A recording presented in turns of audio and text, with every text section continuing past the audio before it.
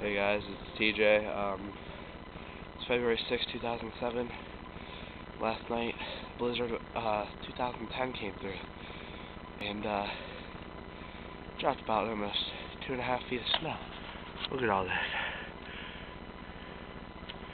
My car was literally covered with snow.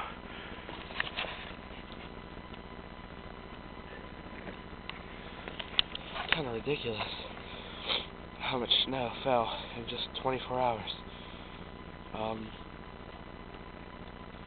Other than that, today I had to clean off my entire driveway, and I had to clean off both my cars, which were completely covered in snow. Doesn't look like the snow's going away anytime soon, so see you guys tomorrow. Alright.